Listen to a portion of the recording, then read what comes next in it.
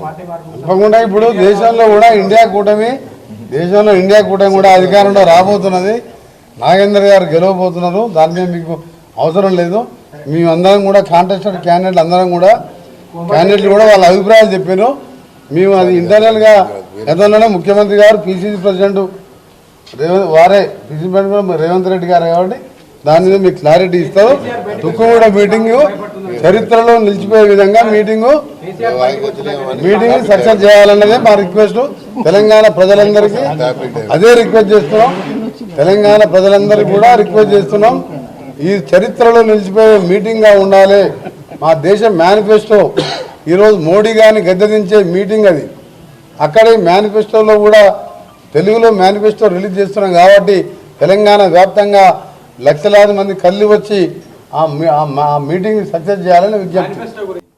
అనిల్ గారు ఈరోజు కూర్చొని ముందుగా రేపు 6th రోజు జరగబోయే మా రాహుల్ గాంధీ గారు అలాగే మా ప్రియతమ గౌరవనీయులు all India Congress party president Kharge గారు సమక్షంలో జరిగే బహిరంగ సభని సక్సెస్ చేసే దేశంలోనే విడుదల అయిపోయే మేనిఫెస్టో విడుదల చేస్తున్న సందర్భంగా 10 లక్షల మందితో పెద్ద బహిరంగ సభ చేయాలని చెప్పి మా పార్టీ నిర్ణయించిన సందర్భంలో సికింద్రాబాద్ పార్లమెంట్ నుంచి పెద్ద ఎత్తున జన సమీకరణ చేయాలని చెప్పి ఒక విషయం. రెండవది సికింద్రాబాద్ పార్లమెంటుపై మళ్ళా పాత రోజులు తీసుకొస్తూ నాగేందర్ గారిని భారీ మెజార్టీతో గెలిపించి కాంగ్రెస్ జెండా ఎగరవేయడం, దానికి సంబంధించిన కొన్ని విషయాలు చర్చించుకున్నాం. ఇది ప్రిలిమినరీ మీటింగ్, మొదటి మీటింగ్ ఇది. ఫస్ట్దేమో తుక్కుగూడ మీటింగ్, రెండవది నాగేందర్ గారిని గెలిపించే విధంగా వారి వ్యూహాలు, నా అభిప్రాయం వాళ్ళ అభిప్రాయం చెప్పుకుంటూ షేర్ చేసుకోవడం జరిగింది. దాంతోపాటు మొట్టమొదటి కాన్స్టిట్యున్సీ ప్రిపరేటరీ మీటింగ్ 8th రోజు మన నాంపల్లి కాన్ఫరెన్స్లో మా యువ నాయకుడు ఫిరోజ్ ఖాన్ గారి ఆధ్వర్యంలో ఆ రోజు మధ్యాహ్నం తర్వాత మొట్టమొదటి కాన్ఫరెన్స్ మీటింగ్ పెట్టుకుంటున్నాం. ఆ తర్వాత కాన్ఫరెన్స్ వైజ్ 1 వీక్లో 7 అసెంబ్లీ సెగ్మెంట్ రివ్యూ చేసుకొని బూత్ కమిటీలు వేసుకొని ఎట్టి పరిస్థితుల్లో 1 లక్ష నుంచి 2 లక్షల మధ్యలో మెజార్టీతో గెలవాలనే మా టార్గెట్. నేను ఒక కోఆర్డినేటర్ మాత్రమే ఇక్కడ. వాళ్ళందరూ కూడా నాయకులు, స్థానిక నాయకులు, వాళ్ళ కింది క్యాడర్కి నేను అందుబాటులో ఉంటూ అటు భువనగిరి నల్గొండతో పాటు అది ఎట్లా గెలిచిన సీట్లే ఈ సీటు గెలవాలనేది గతంలో 2 సార్లు మా అంజన్ గారు సీనియర్ నాయకులు ఎంపీగా ఉండడం జరిగింది. మా సీనియర్ నాయకులు ఈరోజు రాహుల్ నాగేందర్ గారు పోటీ చేస్తున్న సందర్భంలో తప్పకుండా గెలుస్తామని నమ్మకం ఉంది. గెలిపించాలని ప్రజలకు, ముఖ్యంగా మా నాయకులకు, కార్యకర్తలకు మన అసెంబ్లీలో జరిగిన దానికి డిసప్పాయింట్ కాకుండా రాబోయే 10 సంవత్సరాలు కాంగ్రెస్ పార్టీనే అధికారంలోకి ఉంటుందని చెప్పి అందరికీ కూడా తెలుసు. ఇవాళ బీఆర్ఎస్ పార్టీ అధికారం పోయిన 3 నెలల్లోనే ఇంతమంది నాయకులు కొలాప్స్ అవుతుందంటే మీరు అర్థం చేసుకోవాలి.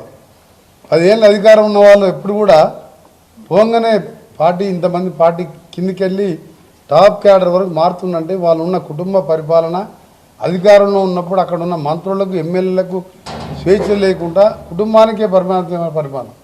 ఉదాహరణకు లల్లు ప్రసాద్ గారు తీసుకుందాం. వారు ముఖ్యమంత్రి అయిన తర్వాత కూడా ఈరోజు వాళ్ళ కొడుకున్నా సరే ఈరోజు కొద్ది తక్కువ మెజార్టీతో ఈరోజు అక్కడ గవర్నమెంట్ మిస్ అయింది. ఎందుకు ఇంకా స్టాండ్ అయింది ఆ పార్టీ?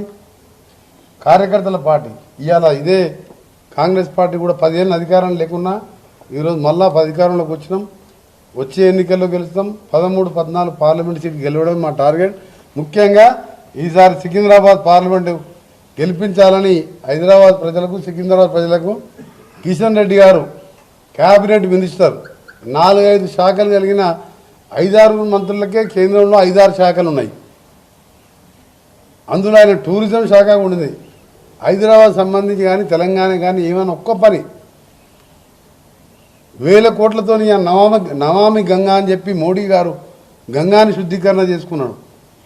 ఇదే మూసి మొత్తం మురికి కుప్పగా మారిపోయి ఈరోజు డ్రైనేజ్ వ్యవస్థగా మారిపోయి హైదరాబాద్, సికింద్రాబాద్ పరిధిలో నేను పార్లమెంట్లో మాట్లాడుతాను, ఆయన కూడా ఉన్నాడు.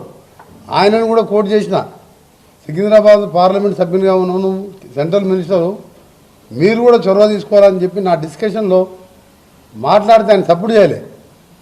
ఒక 5 రూపాయల ఫండ్స్ తీసుకురావాలి సికింద్రాబాద్కు. అలాంటి ఆయన ఎంతసేపు మతాల మధ్యలో ఘర్షణలు పెట్టి గెలుస్తాను అనుకుంటున్నాను. అది ఎక్కువ రోజులు నడవవు. పనిచేసే నాయకుడు, కార్యకర్తల నాయకుడు, మాస్ నాయకుడు, మళ్ళా మా సొంత మాతృ పార్టీలోకి వచ్చినందుకు సంతోషంగా ఉన్నది.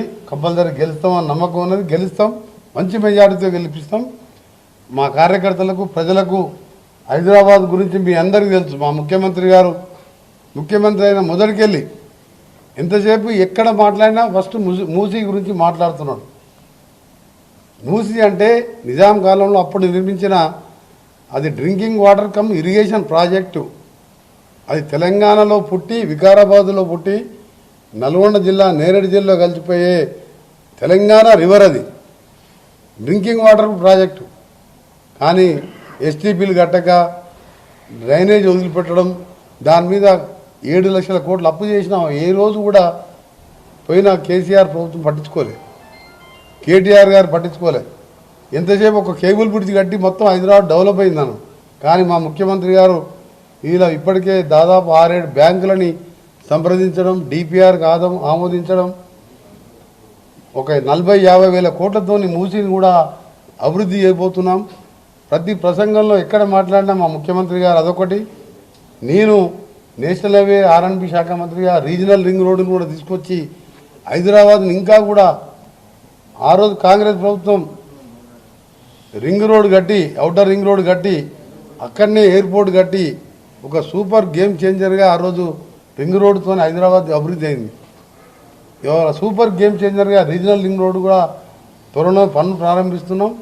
హైదరాబాద్కి సంబంధించిన అన్ని విషయాల్లో కూడా నాగేందర్ లాంటి సీనియర్ నాయకుడు పార్లమెంట్ సభ్యులు ఉంటే, రాష్ట్ర గవర్నమెంట్ కూడా కాంగ్రెసే ఉన్నది కాబట్టి తప్పకుండా హైదరాబాద్, సికింద్రాబాద్, సైబరాబాద్ అభివృద్ధి చెందే అవకాశం ఉంటుంది. కాబట్టి వారిని గెలిపించాలని విజ్ఞప్తి చేస్తూ మళ్ళా కూడా తుక్కుగూడ మీటింగ్ తర్వాత మళ్ళీ మాట్లాడదాం. సమస్య లేని ఇల్లు ఉండదు, పరిష్కారం లేని సమస్య ఉండదు. బంధాలు గొప్పవి, బాధలు చిన్నవి. మీ సమస్యని మేము పరిష్కరిస్తాం. రండి, మాట్లాడుకుందాం.